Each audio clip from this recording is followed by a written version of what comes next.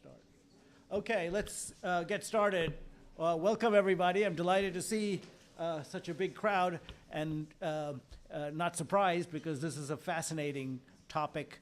Let me just say that the macroeconomics has been coming under a lot of fire lately, not least by our former chief economist at the bank as well, and because many phenomena are very difficult to explain. And at the same time, though, the criticism has been, oh, well, let's just get rid of macroeconomics and start all over again. And in that maelstrom, there's been one person who has been steadily trying to explain some of these phenomena and coming up with some interesting counterintuitive results using the dominant paradigm. And that's Geeta Gopinath. And that's what I admire about her ability to really push the envelope on macroeconomic, open economy macro, staying within the standard paradigm that we all learned in graduate school, so we don't have to dump all of that in order to understand macro. So with that, Geeta is a professor at Harvard Economics Department and is the incoming chief economist of the IMF. So Geeta, welcome.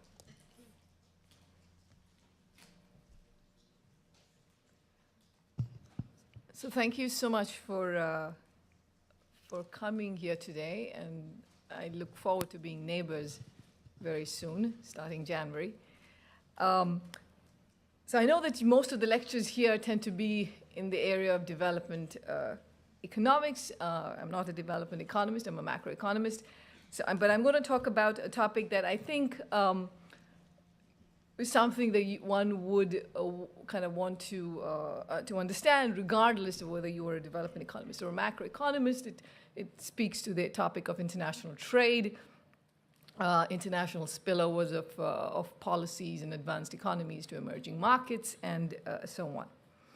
Okay, so the title is the Dominant Currency Paradigm, and I've highlighted the first letter of each of those words because there's a reason for it. So just as you want to remember it as an acronym, it's DCP, as opposed to kind of some of the standard paradigms that will come up.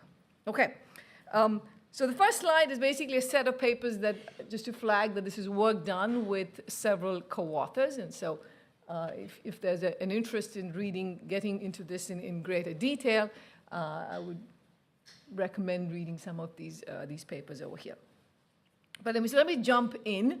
So very squarely, the most immediate application for this, to think of this topic, is in Keynesian open economy macro, right? So if you're a Keynesian macroeconomist, one of the signature features of being a Keynesian macroeconomist is that you recognize that there are nominal rigidities in the world. What does that mean? It means that certain prices or certain wages don't adjust as flexibly as maybe a neoclassical model would tell you it would. There tends to be wage contracts and there'll be price contracts. Your store prices tend to be sticky. They don't change on a minute-to-minute basis. And so that's a feature of it. So if you were just a closed economy macroeconomist, you would stop at that. You would say, prices tend to be sticky, and then you would move on, right? But if you're an open economy macroeconomist like me, then it's not enough to say that prices are sticky, but you have to tell me in which unit of account, because there's more than one unit of account in the world. There is the dollar, there's the rupee, there's the pound. There are many currencies, so it's not enough to say that prices are sticky. You have to tell me in which currency prices are sticky in. Okay, so the foundation on which Keynesian open economy macro is built is based on this assumption of which unit of account is the currency sticky in. All right? Okay, by the way, feel free to ask me questions if there's any kind of clarifying question that comes up. Feel free to interrupt.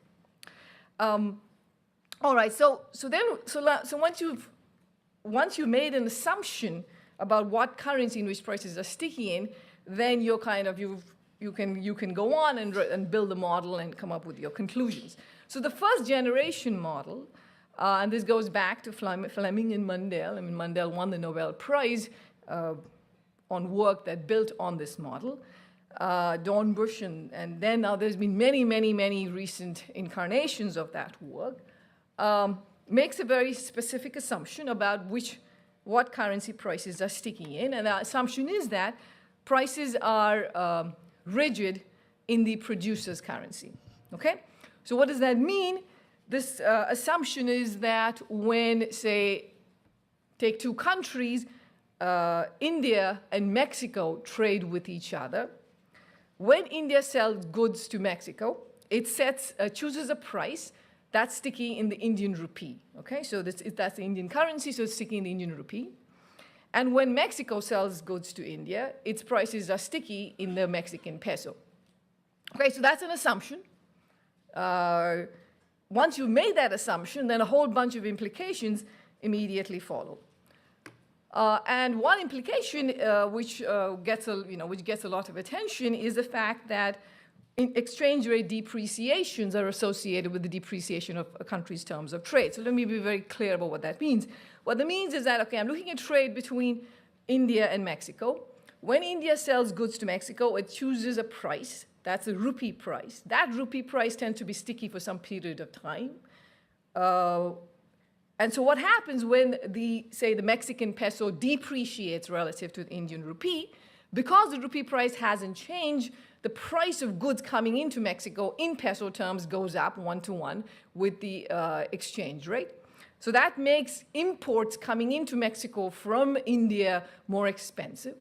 At the same time, for goods going from Mexico to India, because those are priced in Mexican pesos, and the Mexican peso price hasn't changed, when the Indian rupee, on the flip side, appreciates relative to the Mexican peso, that's going to make the prices in rupees for Indian buyers lower. So that's going to make Mexican exports cheaper in the Indian market, right? So that's a depreciation of the terms of trade for Mexico, is the depreciation of the exchange rate for Mexico, is the depreciation of terms of trade, which is the terms of trade defined as the price of imports divided by the price of exports, right? So it causes the price of imports relative to the price of exports in a common currency to go up.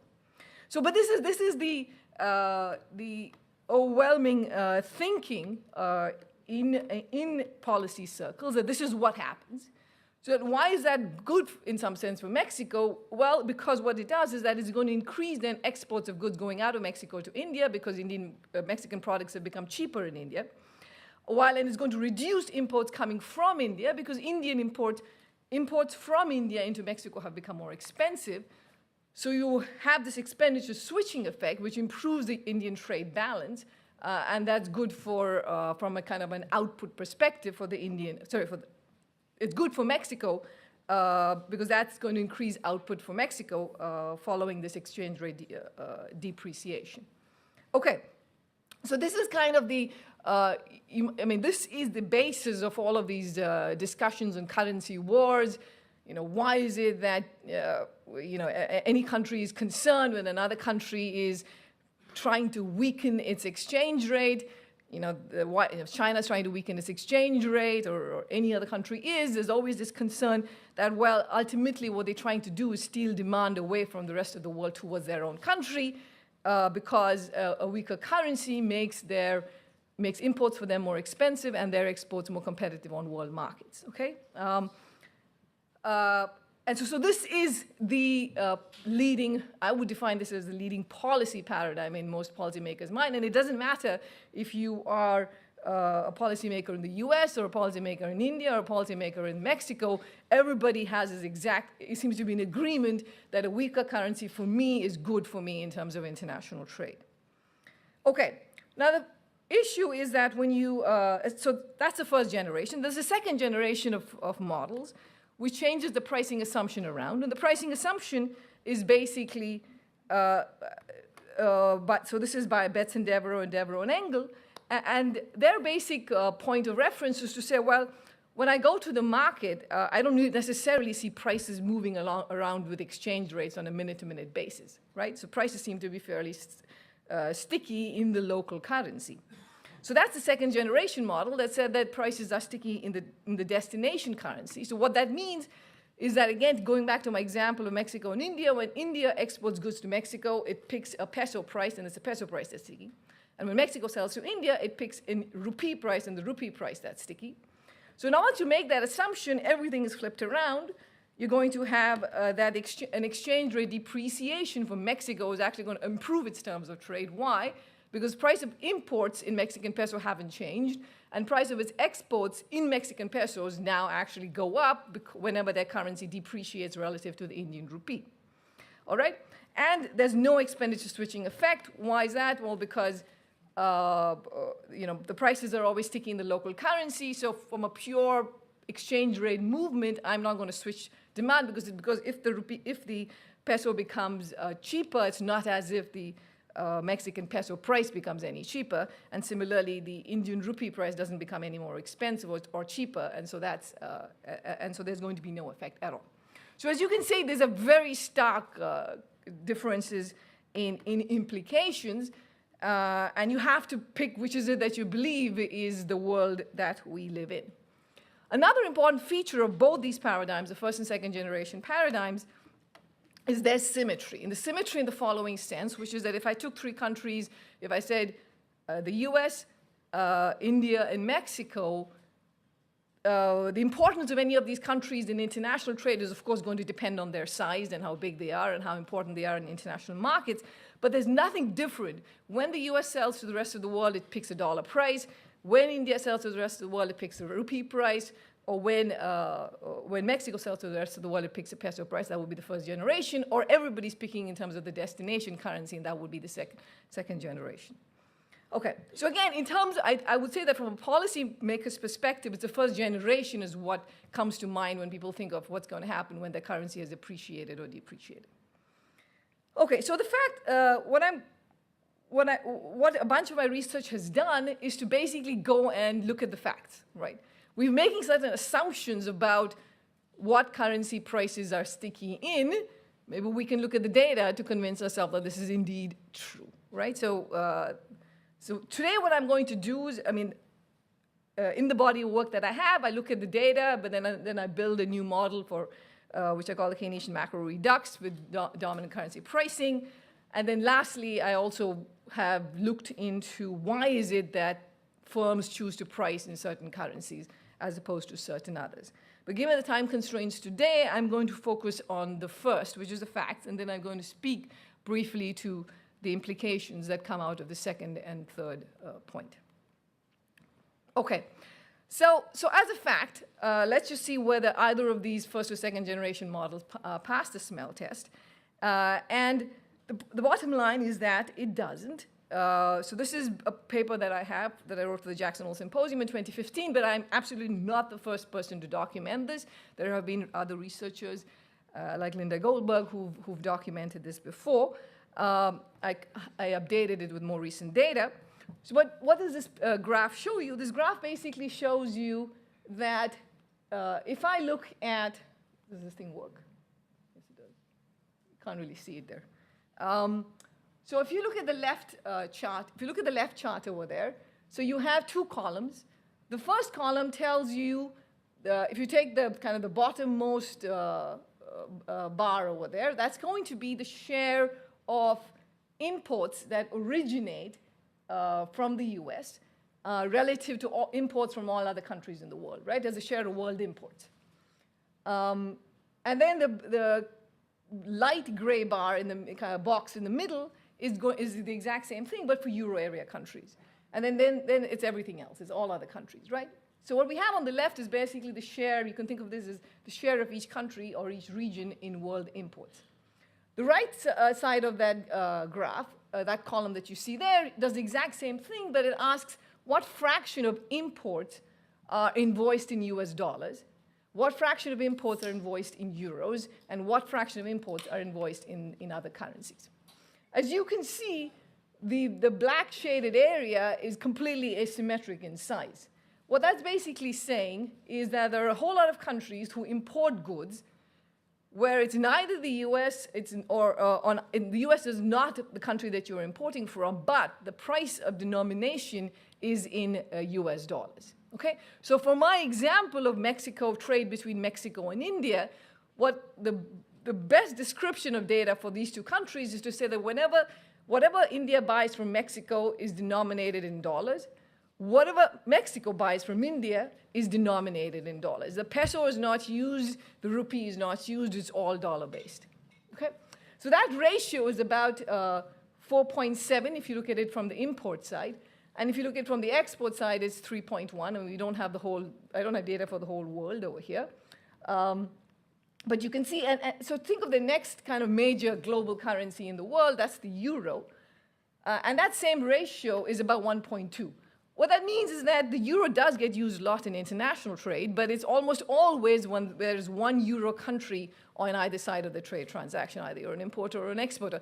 And it may be used in third country transactions, but very little. Okay? So this is a sense in which the dollar is, if you were to think of a dominant currency in international trade, that would be the US dollar. Okay? So let me show you some figures. It doesn't matter if you can't read the labels over there, but I picked a country, sheerly random, India. 86% of India's imports are invoiced in dollars, while only 5% of its imports come from the US.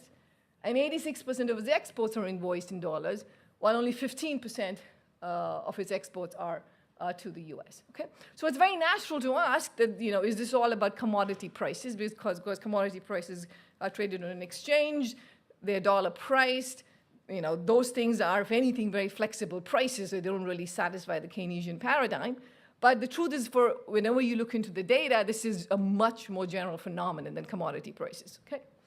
So what we have here in terms of the graphs is basically showing the same thing for a bunch of other countries. The black line is the share of each country's imports that are invoiced in dollars. And the gray bar right next to it is the share of its imports that are from the US. If you were a Mundell-Fleming believer, and you were the first generation believer, those bars would have to be the same height. They would have to be exactly the same height. There's no country in this picture for which there is the same height. Canada is the only one for which it comes close, because US is one of the major trading partners for Canada. But this is across the board. So if you look at Colombia, for instance, it's overwhelmingly the thing. But you can see that in more generally, you can see those bars. And this becomes more and more and a bigger deal. So I'm going to slip this slide here. But the basic point is that for most countries in the world, their own currency is not used in international trade. And once you get to emerging markets, then that's just, that's getting to ratios of 0, right? And since the world has now gone from being, dominated by trade between advanced economies to being now dominated by trade that originates from emerging markets and across emerging markets, the importance of the dominant currency phenomenon has just grown over time. Okay, now the question you can ask is, well, so we've known this, we knew this for a couple of decades at least, and maybe more. We've known that the dollar gets used a lot in international trade, and the question is, why didn't we adapt our models to factor this into account? And I believe one of the reasons was that there was skepticism about whether, sure, prices may be sticky maybe in dollars, but that doesn't mean it's sticky in dollars, right? Now, the fact that somebody fills up a custom form and says that, sure, I pay the dollar amount doesn't mean anything. It could be that the Indian exporter is selling in rupees to the Mexican buyer, but every time they fill the form, they just use the exchange rate of today and they put a dollar price in. That doesn't mean anything, right? It could be that the true price, the price that's really sticky, is the Indian rupee price, and then you have a very fluctuating dollar price. So I think that's where we've made progress over the last decade in terms of looking at the data, because I think a lot of people will believe that when Mexico sells to the US, maybe Mexico picks a dollar price, and that dollar price tends to be sticky. But when Mexico sells to India, it's not picking maybe it's quoting everything in a dollar price, but that's a very different dollar price, and it reacts very differently to the Mexican exchange rate. And so it doesn't really fit the Keynesian paradigm. So the next set of results that I'm going to show you is to tell you that, in fact, curiously, you can do a set of testable predictions, and it seems to fit very closely to the Keynesian paradigm that indeed these dollar prices tend to be relatively sticky. And the question is why, and hopefully I'll have time at the end and I'll explain as to why that is the case, but let's just do the accounting first. So the accounting exercise is the following, which is that price of goods going from India, I, to J, Mexico, the first one is just an identity, right? It's just saying that the price of goods going from I to J is equal to the price of goods going from I to J denominated in rupees, so I, plus the rupee, the peso per rupee exchange rate, right? This is in logs, that's why it's additive. And so that's just that. And that's also just by an identity is equal to, if I had written that price as the dollar price, that would be prices going from India to Mexico, quoted in dollars, plus, but now the relevant exchange rate is the peso-dollar exchange rate, right? The terms of trade is the price of imports of goods coming into Mexico minus the price of its exports. That's, again, just an identity. I don't think there's anything, me pointing on this is not going to do anything. So maybe I should just stop. Or I can just write it in terms of a dollar price. So far, this is just accounting, right? It's just saying that this is by construction. I've defined these variables, and by accounting, it has to be right. But so think of the very extreme case where you're in a period of time when prices are completely sticky. So the prices have been chosen based on the paradigm you want to consider. And then we're going to look at, if I ran a pass-through regression, what should I find? So under producer currency pricing, that's a Mundell-Fleming paradigm, it says that the relevant exchange rate for the prices of goods coming into Mexico from India in peso terms is the peso-rupee exchange rate. Once I've controlled for the peso-rupee exchange rate, that has a one-to-one pass-through into prices coming into Mexico. But the dollar exchange rate, or the peso-dollar exchange rate, once I've controlled for the peso-rupee exchange rate, has really no effect, has no independent effect once you've controlled for the peso-rupee exchange rate, okay? Under the local currency pricing paradigm, there's no pass-through because you have local currency pricing. The prices in Mexican pesos are sticky, so you're not going to have any pass-through of the exchange rate into local prices. And the terms of trade are going to appreciate. The -1 means that whenever the exchange rate depreciates, the terms of trade appreciates, completely the opposite of the PCP paradigm. Under the DCP paradigm, which is the dominant currency pricing paradigm, what that says is that the relevant exchange rate for goods coming into Mexico from India is not the peso-rupee exchange rate, but the peso-dollar exchange rate, right? Because if the dollar price is sticky, whenever the Mexican peso depreciates relative to the dollar, even if it doesn't depreciate relative to the Indian rupee, it's going to make goods coming from India more expensive for it. So the relevant exchange rate is that exchange rate as opposed to the bilateral exchange rate, okay? So this is interesting because this is saying that, you know, we run pass-through regressions. We've been running pass-through regressions all the time. And whenever we would look at trade between India and Mexico, we would put the peso-rupee exchange rate on the right-hand side. We would not put the peso-dollar exchange rate on the right-hand side because that's coming from the PCP paradigm, which says that what matters is the bilateral exchange rate. Or if you were doing country-level regressions, you would say what matters is the trade-weighted exchange rate because that's what matters. What this is saying is that it doesn't matter if you trade very little with the US. If you're a country like Argentina who has 90% of its imports that are invoiced in dollars, the only relevant exchange rate is its exchange rate relative to the dollar and not relative to its trading partners. Okay, so this can be tested. There are very stark implications, so let's just test this. So the first, so just to list it again, we have that the bilateral terms of trade should be insensitive. If we are living in the world of the dominant currency paradigm, which is not just that the prices are quoted in dollars, but prices tend to be sticky in dollars, is that the bilateral terms of trade should be insensitive to the bilateral exchange rate. For non-US countries, exchange rate pass-through into import prices should be high, and importantly, should be driven by the dollar exchange rate as opposed to the bilateral exchange rate. And we should see that countries that rely more heavily on dollar import invoicing should see more of this effect. For non-US countries, that's going to be similarly true for import quantities. Import quantities should also be driven by the dollar exchange rate as opposed to the bilateral exchange rate. And fourth, and this is an interesting prediction, which is that when all countries uniformly depreciate relative to the dollar, so when you have periods when the dollar is uniformly stronger relative to all currencies in the world, it should lead to a decline in trade between the rest of the world, right? So this is saying that suppose we have a phenomenon where where the dollar appreciates relative to both the Mexican peso and the Indian rupee uniformly, which means that the peso-rupee exchange rate hasn't moved at all. under the other paradigms, there should be no effect on the trade between Mexico and India because none of the exchange rates have moved.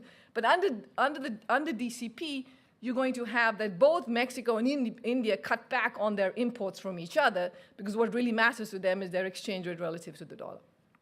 Okay, and the asymmetry is also very important, which is that for the US, you should have that, on the contrary, that the pass-through into import prices and quantities should be very low. Why? Because everything the US imports is in dollar terms. When the dollar exchange rate moves, there's some pass-through, but it's very low, and which means that there's going to be very little effect on quantity. So this is an important factor, that there's an asymmetry in this world as opposed to the other two paradigms where things are symmetric. Okay, so given that, but yeah, Ben. Yeah.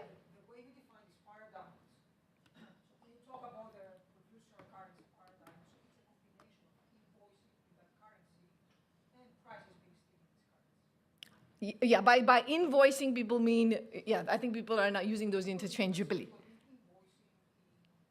Right. Absolutely. So that's exactly, so yes. Exactly. That's exactly why I said that the reason some people didn't think of the dollar currency pricing as being a different paradigm was because they said, well, maybe people are quoting prices in dollars, but it's effectively a flexible price or something of that kind. But you're right. Under the Keynesian paradigm, it's the combination that matters. Okay, so I conveyed kind of the intuition for you in a world when prices were completely sticky, but of course prices are not completely sticky all the time. That sometimes prices do change, and you know, in the papers, I basically go into explaining why even when prices do change, you are going to expect to see these same testable implications. I'll come back to how long do I go? What time do I stop? Okay, all right. So then, of course, there is the interesting question of why on earth is it that everybody's choosing to price in dollars? It's not a question we've asked for Mundell Fleming or for local currency pricing, but I think that's an interesting question to ask. And at the end, I absolutely will spend a couple of minutes talking about why I think the dollar has this feature of being the dominant currency. Okay, so the first thing we wanted to do was to test the terms of trade. Is it the case that the terms of trade moves one-to-one with the exchange rate, either positively or negatively, strongly, because that's what the other two paradigms would say. For that, you need to have terms of trade data, one. Two, you need to have terms of trade data that excludes commodities, because you don't want flexible prices in those terms of trade. Okay? The terms of trade, by the way, is not the most high priority statistic for most countries in the world. So if you actually try to go around and see, try to use import and export price indices data, for most countries, it's not like the CPI, where you really do care about, the central bank cares about inflation, CPI inflation, so that's all very well constructed. It's less true, it's just not the case for trade. So what we did was actually build ground up these new terms of trade indices, and we did it bilaterally by country pairs. So it's not just at the country level, but by country pairs. So we had about 2,500 country pairs. It covers about 91% of world trade. And it covers a period from 1989 to 2015. Of course, we can update the data as the indices as the data comes through.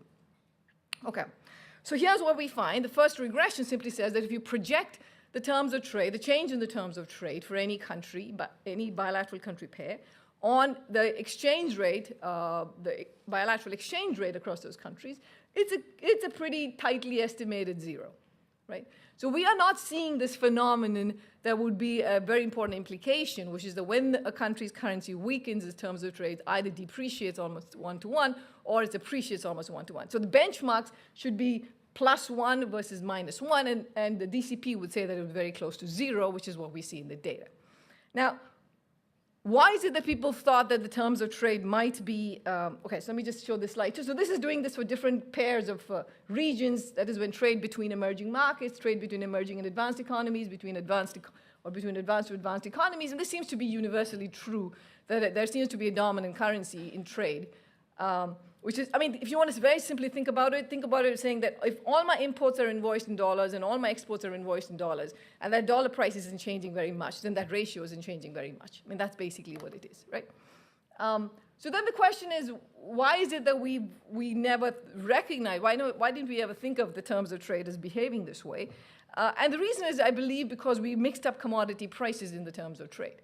So here's a picture for Colombia, which is a major commodity exporter. So this is the price of, ratio of the price of imports relative to the price of exports for Colombia. That's the blue dashed line. The black solid line is the peso-dollar exchange rate. You can see a very nice movement between the peso-dollar exchange rate and the overall terms of trade for Colombia, right? In fact, the regression coefficient is 1, which is 1.15, which is very close to Mandel-Fleming. So what is that? But that's actually reverse causation. What's happening is that the Colombian currency is a commodity currency because it's a major commodity exporter. So when commodity prices fall, the Colombian peso depreciates, and that's what we have. It is not the fact that when the Colombian peso depreciates, the price at which they sell to the rest of the world falls. They're price takers on the world market. Now, if you take Colombia also and you strip out the commodity component and you look at only the manufacturing component, that's the red line over there, and you see that coefficient goes down to 0.33. Okay, so if you look at non-commodities terms of trade, what we're seeing for most countries in the world is that those are very stable. The second thing is then to run the pass-through regressions, and in the interest of time, I'm not going to go into the details of the specification, but we spent a lot of time on it. But here's what the results are. The results basically tells you that the US dollar dominates the bilateral exchange rate and exchange rate pass-through regression. So the left-hand side of the picture is the standard pass-through regression people would run. Okay? So this would be, let's suppose I'm looking at trade between, again, India and Mexico. Let me say that the destination country is India, so this is imports coming into India. What that is saying, the left panel over there on the top, so that's just unweighted. What the left figure is saying is that when the Indian rupee depreciates by 10% relative to the Mexican peso, prices of goods coming into India from Mexico goes up by 8 percentage points. So it's a fairly high pass-through in Indian rupees, right? So that looks a bit like, that looks a lot like Mandel-Fleming, high pass-through. But on the right-hand side, you run the exact same regression where alongside putting in the rupee peso exchange rate, you put in the rupee dollar exchange rate, which is the red line over there. And you can see that that completely knocks the coefficient off on the rupee peso exchange rate. What this is saying is that to predict what's going to happen to import price inflation in India, even if it's just importing goods from Mexico, is not the Indian rupee peso exchange rate, but the Indian rupee dollar exchange rate. Okay? So that's, and the bottom line is the exact same thing, but for trade weighted. And again, you see that in the first year, 0, by the way, means the first year. The first year, the pass-through is just higher for the dollar as opposed to any other currency. And it is indeed the case that the countries that rely more on the dollar on their imports are the ones where you see this phenomenon. So look at the bottom graph over here. The leftmost bottom is Switzerland, where only 13% of Switzerland's imports are denominated in dollar terms. You get to the middle, which is Turkey, where it's 59% that's denominated in dollar terms. And you go to the end, which is Argentina, 88% is imported in dollar terms. So the dominance of the red bar over the black bar, as you can see, increases as you go towards more dollar-dependent economies. Right? For Switzerland, the dollar is not the dominant currency, and you don't see that over there. Yes?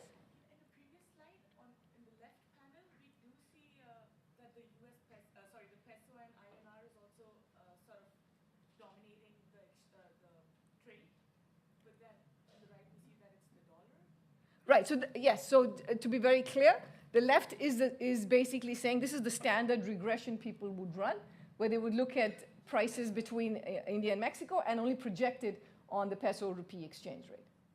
That would be the only control. The right-hand side is saying, I'm going to put in a second control in there, and that's when you see it knocks it out. Thanks, I think that probably clarifies it for others too.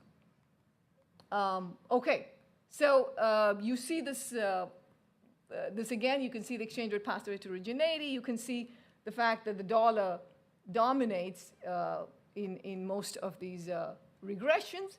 And it is indeed the case, except for if you get trade between advanced economies, then it's less dominant because they don't use the dollar as much between advanced economy trade.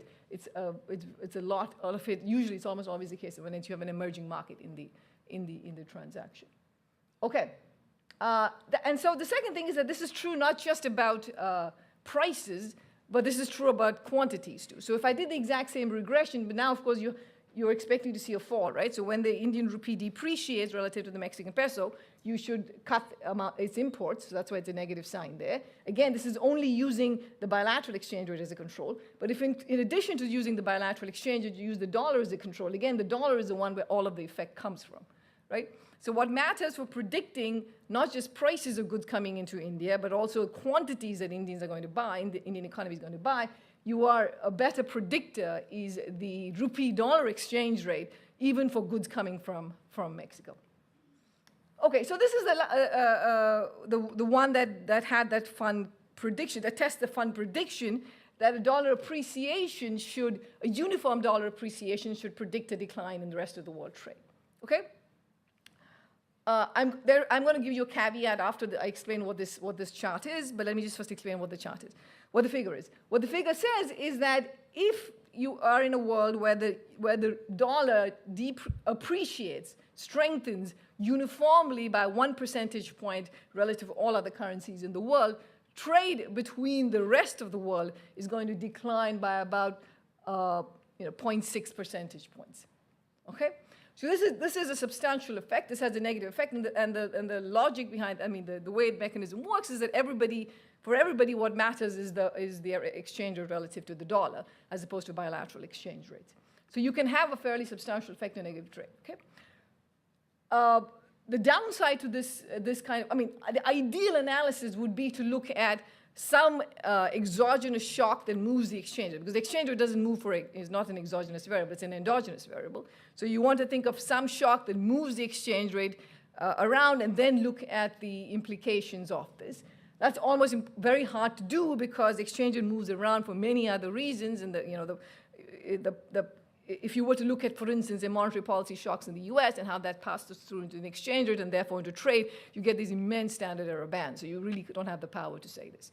So this is a very reduced form, kind of a prediction relationship that says that controlling for a whole bunch of variables that people are used to controlling for, you find this negative effect consistent with the DCP model and inconsistent with Mundell-Fleming, right? That this is, in terms of takeaways, which I'm going to come to very quickly, this alters a lot of what we think about how currency movements benefit countries.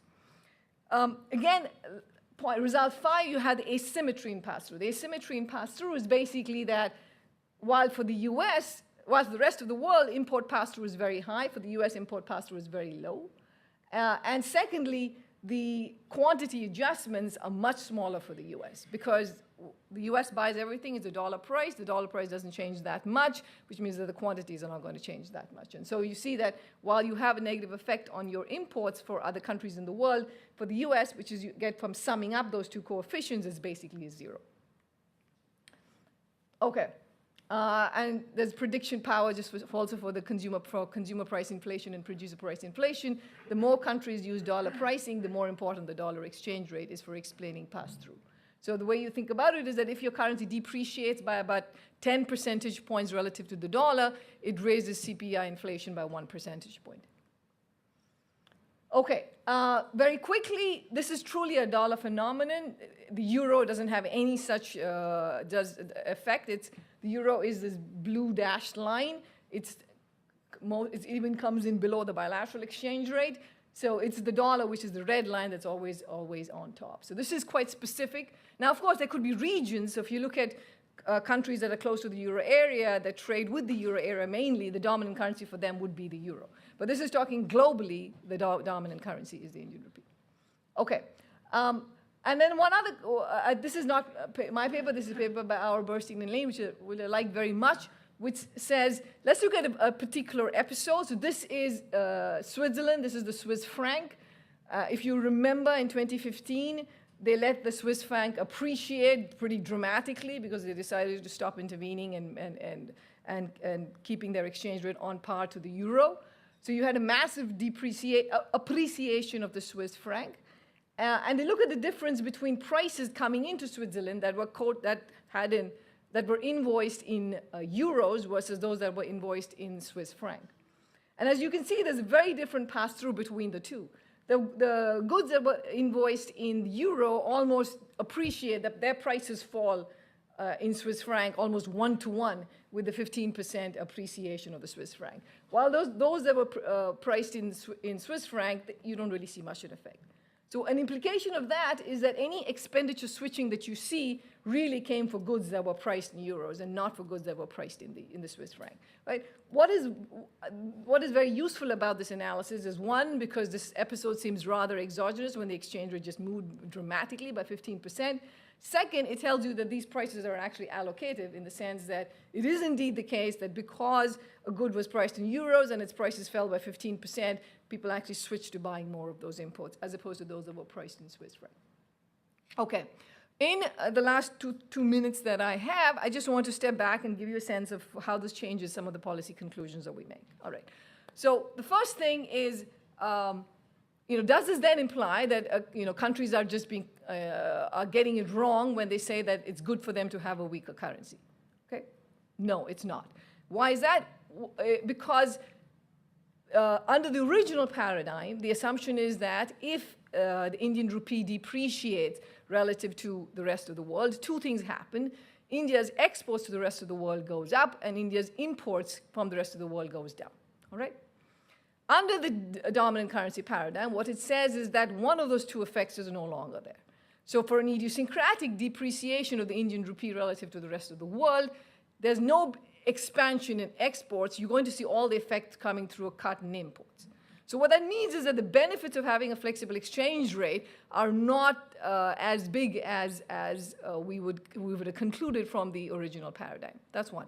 Second, what it says is that what really matters for India's imports and exports is its exchange rate relative to the dollar, even if its trading partners are many other countries. It's not the trade-weighted exchange rate, it's the Indian rupee relative to the dollar. Okay. Third, so why is it that firms are always, a lot of firms are usually happier when their currency weakens, exporting firms are happier when their currency weakens. They're happier not because they sell more, they're happier because they make per unit higher profits, right? So the quantities that they sell on international markets don't change that much, but what you see is that their markups go up because the dollar price at which they sell doesn't change that much. When the Indian rupee depreciates relative to the dollar, the amount that they're making in rupee terms relative to their cost goes up. So the mechanisms of how exchange rate movements impact countries differs in very important ways, and I think there's important research to be done into understanding this. Now, we've observed this. There was a period when the Japanese yen depreciated a lot relative to other countries, and we didn't see it in Japanese exports, but we saw it in Japanese stock markets. You saw that the firms were making higher profits, and you do see it there. That's one.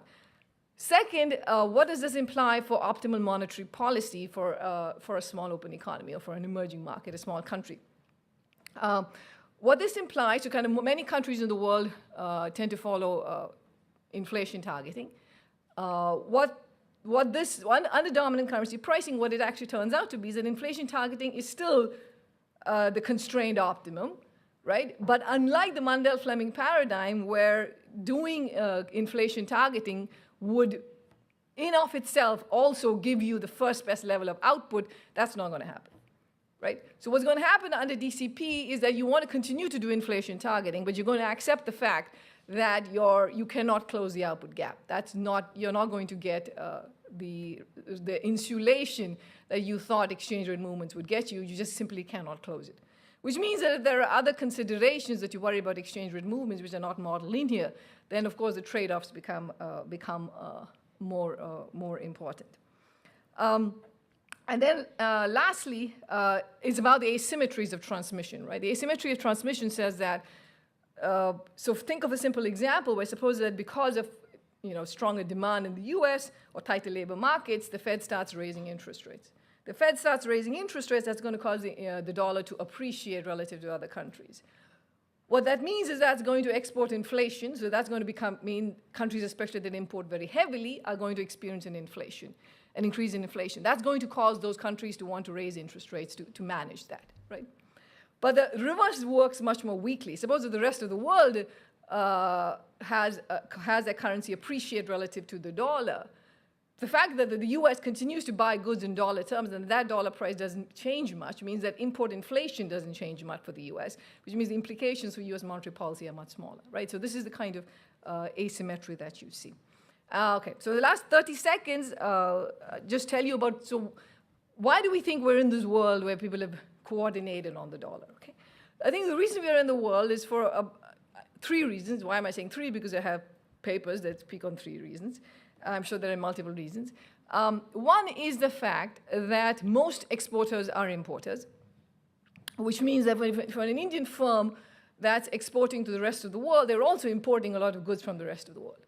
So if it turns out that everybody I'm importing from is pricing in dollars, which means that a lot of my dollar costs are fairly stable, then that gives me an incentive to also price my exports in dollars, to align my revenues and costs, right? That's one. Second is strategic complementarity in pricing, which is that if I'm competing with China and I'm competing with Mexico, and they're choosing to price in dollars, then I don't want my price to move a lot relative to their price. So we all coordinate on the dollar as the currency that keeps our prices relatively stable and keeps our market share relatively stable. The third is more of a finance argument, and this is a paper that I have with Jeremy Stein, which basically says that if we live in a world where there's so much dollar invoicing, then that's actually going to encourage further dollar invoicing through the finance channel. And why is that? Because if there's a lot of dollar invoicing, there is a lot of demand for dollar-safe assets because people have predictable expenditures in dollar terms. That demand for dollar-safe assets is going to basically lower interest rates on dollar deposits and therefore on dollar borrowing. Then from a firm's perspective, if I'm making an invoicing decision, I might find it more attractive to invoice in dollars because, well, I can take that invoice to the bank and I can show that as collateral to be able to borrow more cheaply in dollars. So the phenomenon that dollar borrowing is cheap is tied intricately to this demand for dollar-safe assets, which is tied intricately to the invoicing problem. Okay, so these are all explained in all the papers that are listed at the beginning, and I'm clearly out of time, and I'm happy to take questions and clarify anything that has come up.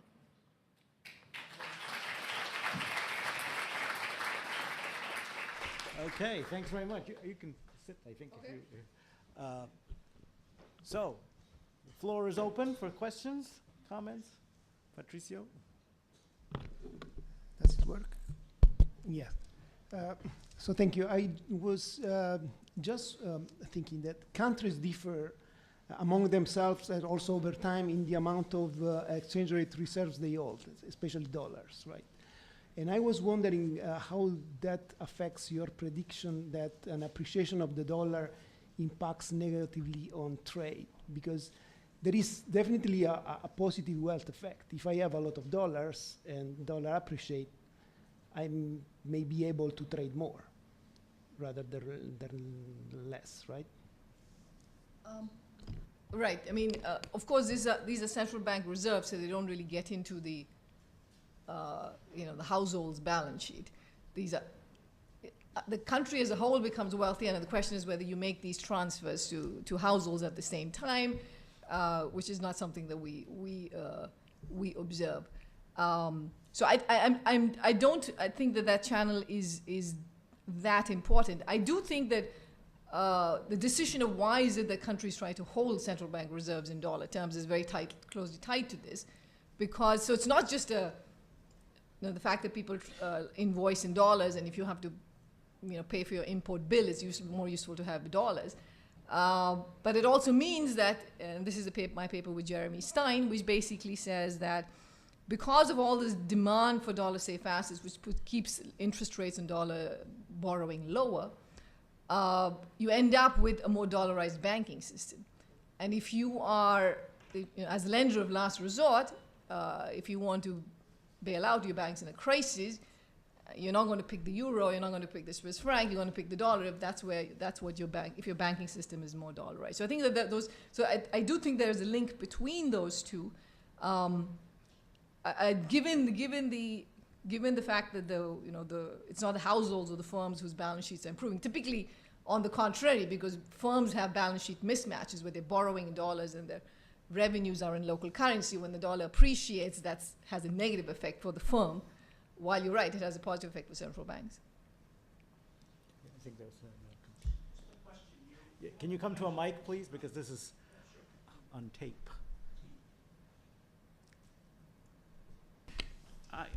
I'm curious to hear your views about the implication of your paradigm for the global adjustment of excess savings? And also, are you indirectly making a case for non-sovereign dominant currency, maybe? I'm thinking SDR, possibly. This is on tape. You're not the chief economist yet, so.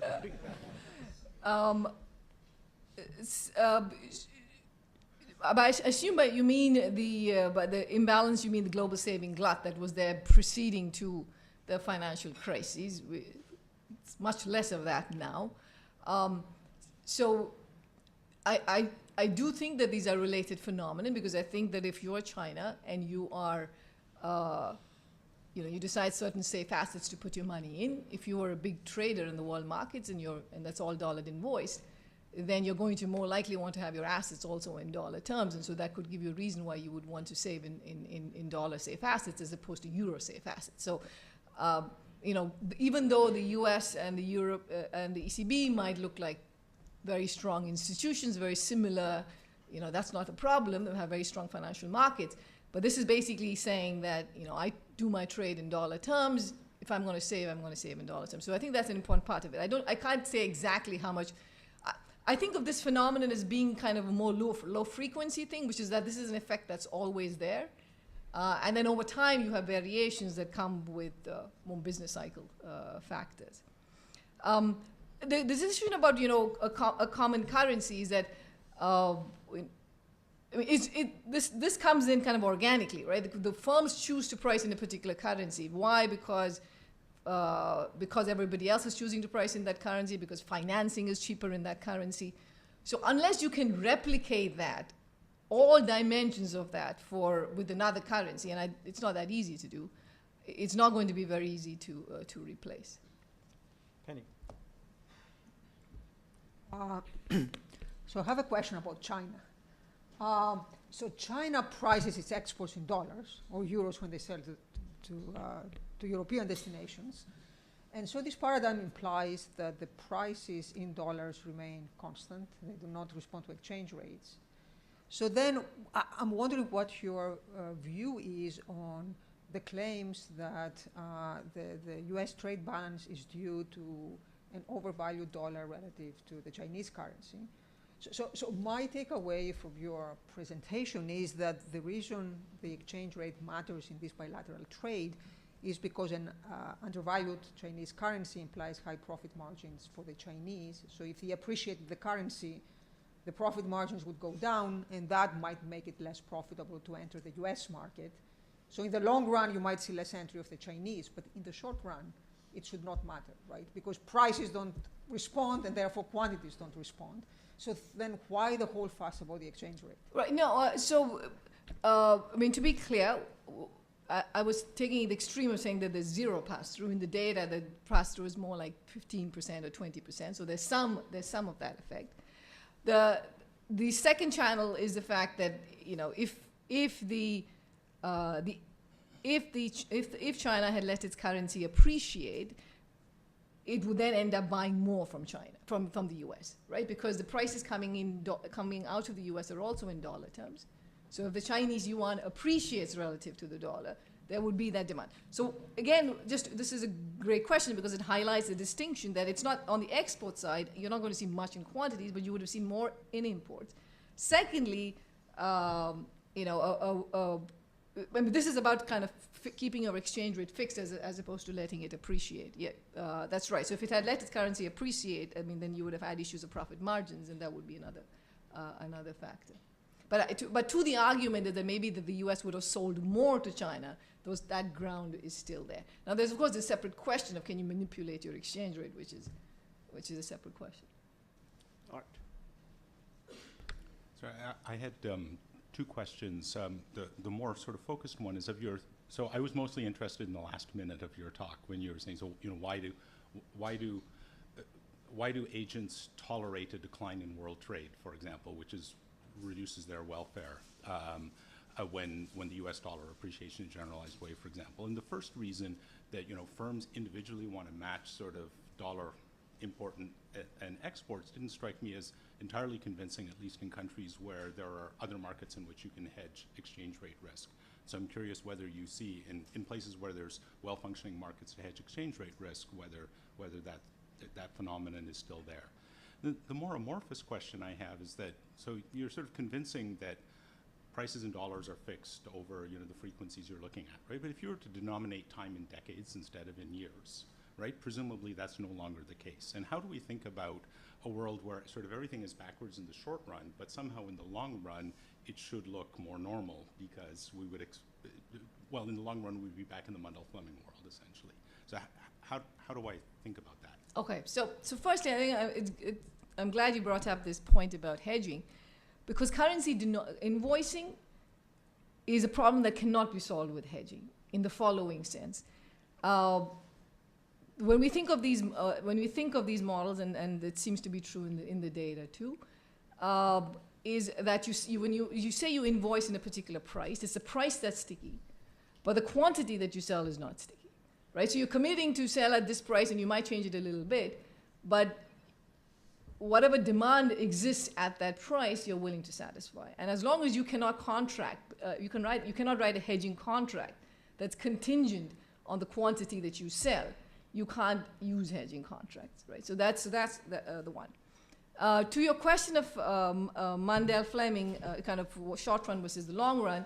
Of course, in the long run, none of these models are relevant because neither Mundell-Fleming nor DCP or anything, because we are in a flexible price world, so this is completely meaningless. So the relevant frequencies is the short run. But I think that there is an interesting question, which is that when you run these paths of regression, the coefficients look very similar at the 1 month, 6 month, 1 year, 16 months, right? So it looks like even when your prices are getting more flexible, or at least some prices are getting more flexible, it looks like as if prices are very sticky. And so this is a point that I also make in our paper. It's not that prices literally don't change. It's about the fact that prices are, even if you could change your prices, you're not very sensitive to the exchange rate. And so this is when the issues of your inputs are invoiced in a currency that's in dollars, or you have strategic complementarity in pricing. That's going to give that even if you happen to sit down with your buyers and recontract your prices, as long as the rest of the world as a whole has not all reached contracted prices, you would not want to do that. So for some period of time, that's exactly what it is. But none of these models matter for horizons of 5 years or 10 years. Luis? You show that the dollar is overrepresented in terms of invoicing of trade across the world. No, but you also show that there's a great deal of variation in the extent to which it is overrepresented in the invoicing of particular countries' trade. And since the consequences of the paradigm, the quantitative consequences of the paradigm depend on the extent of that overrepresentation, I wonder if you can tell us something about what determines the degree to which the dollar is overrepresented across countries in invoicing. Right, so it would be, so let me just make a couple of comments. So the first comment is that if you look at the share of dollar invoicing in international trade, that has, for the world as a whole, that's grown over time. But that's just simply the fact that emerging markets have become a bigger player in things. Right? So that's what we're seeing. So the phenomenon has become more important now than it was maybe in the past. For the question of why do people use one currency versus another, this is going to depend a lot on, so I think these countries that trade with the euro area, that are close to the euro area and that trade with it, like Turkey and other countries, you would find that they would use a lot more euro invoicing in their trade because they sell more with the euro area. From strategic complementarity's argument, that would be a currency in which to denominate in, and so that's what you would see. I think what is pretty fascinating is the fact that there is not that much. You see countries go all the way to corners. You see that if a country goes towards 90% invoicing in dollars. It's not as if they go 55. You don't see a nice variation. They seem to be going towards corners, which would be consistent with strategic complementarities and multiple equilibrium.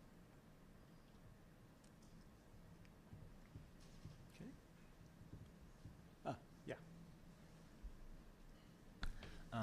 So how is this affected by the presence of multinationals and global value chains in which firms optimize for profits in US dollars instead of in local firms trying to optimize in local Right. So in the simplest setup, it doesn't matter if they're optimizing in a. So what do I mean by simplest setup? Which means suppose I think of a firm that's risk neutral, or if you want to say up to the first order for their profits, it doesn't matter whether they care about ultimately about dollar profits or they care about euro profits or anything. I think when you get to the case where you actually are concerned about, you're more risk averse and you're concerned about the volatility of your profits, then in that world you could start thinking about issues of those kinds of hedging, where you might say that, well, if you have much better developed dollar financial markets, then maybe it's better to be making your revenues in dollar terms, because it's much more easier to hedge fluctuations in those variables. So those financial considerations would come into account. Now, of course, I mean, I think the big question to ask is, there are multiple financial centers. There's Japan is a major financial center, but only 50% of Japanese exports are invoiced in yen, and 80% of Japanese exports to the US are invoiced in dollars. They rely very heavily on the dollar, despite being a reserve currency. Japan also relies very heavily on the dollar, and so I think it's this combination of, we're in this equilibrium where the trade is dominant. So the dollar is dominant in trade, it's dominant in finance, it's dominant in central bank reserves, and that's just and I think that those reinforce each other.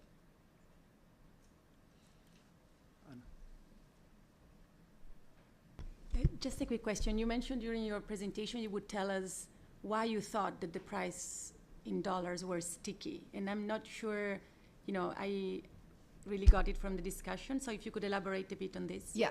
So thanks. I went over that very quickly. So the idea would be the phenomenon would be that let's suppose that I'm, the simplest model would be a model that says that, okay, the price I set depends upon my costs, and my costs would include suppose it was all labor, right? Then labor tends to be, the cost of labor per unit labor, it depends on wages. Wages tend to be relatively sticky in the local currency. So the force should be, if anything, that when prices start changing, it starts looking like a Mundell-Fleming, which is that you want to pass through very heavily from your currency into the price. Now change that model and add imported inputs into that model. So the fact that I buy, my value-added content may be very low, right? My value-added content would be very low. So then I use imported inputs, and if we are talking about durations when those imported input prices haven't changed, then that's going to give me a reason why I would. So you don't want to think about this as that people literally are like forgetting to look at their contracts, or it's so costly to revisit contracts that they're not changing. No, I think prices are changing all the time. I just think that thanks to this equilibrium that we're in, nobody has individually an incentive to change that price very much in response to exchange rates.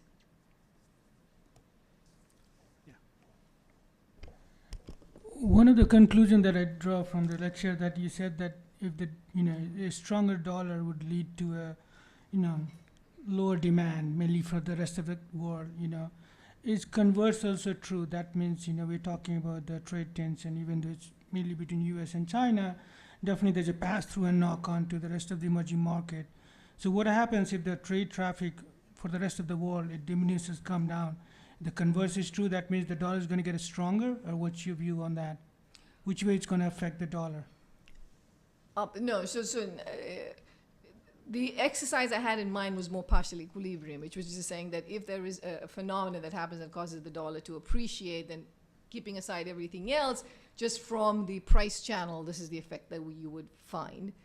To tell you what's going to happen going forward to the world, of course, is going to be that if there is, if we have a phenomenon of slowing trade and slowing world demand, then that obviously is going to trigger monetary policy responses in the U.S. and in the rest of the world.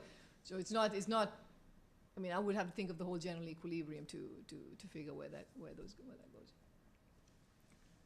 Okay, well, please join me in thanking Geeta for a fascinating talk and responses. Very good. Thank you. And hope to see you again soon.